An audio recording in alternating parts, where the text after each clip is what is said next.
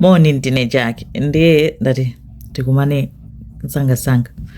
ana ali pa holiday ndi simaphokoso wakewo kuthamanga chachani ndiye mukamva phokoso khululukani. Anyway, nkhani zake zagwaso ku Nigeria ende zofanana nkhani zake. I don't know kuti ku Nigeria chikhulupiriro cha ma rituals matsenga it's too much yet. Ndi akuti mtsikana uyu wa zaka 23 dzinake Yatunde Yawao anapezeka kuti ali ku college chaka chake chomaliza ku college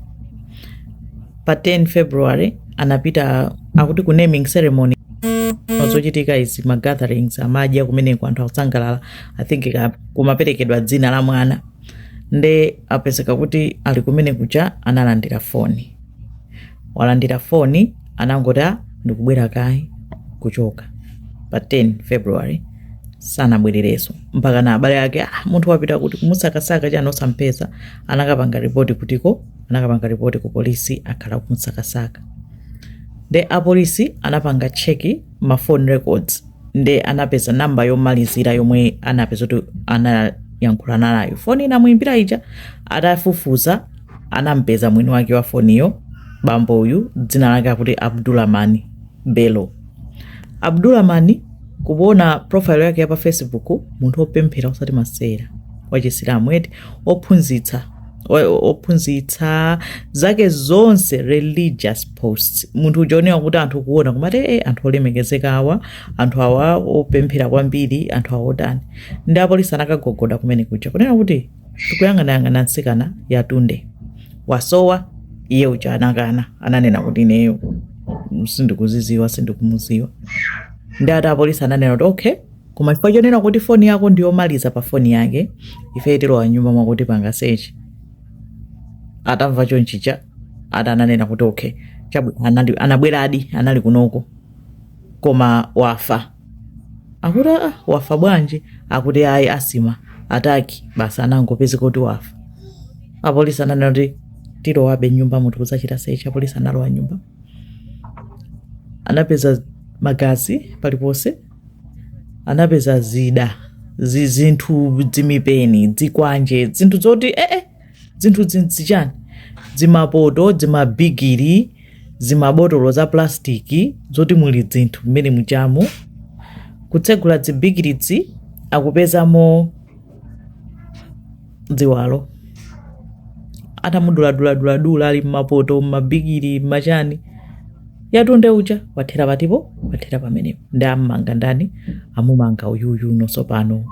Abdulrahman munthu opemphera kwambiri uyu Facebook yake yonse munthu opemphera anthu amandziwa kuti nditani mphunzitsi opemphera nde akufufuza kuti zinakhala bwanji Yatunde anadziwana naye bwanji munthu uyu akuti anachita na contact pa Facebook zosilirana izi basi ma DMs ma message ayi ma inbox akhala kumatani akumachezerana koma sanambe kwakumana kukumana koyamba kunali kumene koko anali ma hope onena kuti apa Facebook akamaona Facebook yake ija mamuna koma ndi uyu mpamene no siku limene lolo pa 10 February anangolandira phone kuti ayi utabwera ku nyumba kwanga iye kunyamuka kupita usadzoti mathero ake ndatiwo ndi amenewo ndi apa pankhani kupitirirabe akuifufuzabe ili nkamwa ku Nigeria ako koma nkhani yake ndi yomwe ija yonena kuti zimaoneka zapatali akakhala munthu wina mene tikuyankhulira kuti ndi anthu ena koma izizi zikuchitika kwambiri ndipo zikuchitikira anthu osiyanasiyana nangasi ndi mavuto apadziko lapasiwa aliyense afuna ndalama za msangamsanga ndipo anthu ali ndi zikhulupiriro zosadziwika bwino ndi zikhulupiriro zawozo zimafika point yonena kuti amatha kumuona munthu wina nkumaona kuti uyuyu ndi ndalama uyuyu ndikampanga anthu akupanga zoopsa kunja kunoko so kumbali ina kungonena kuti tipitirizebe kusamalite kuli anthu opsa kunja kuno ndipo zinthu zikuchulukira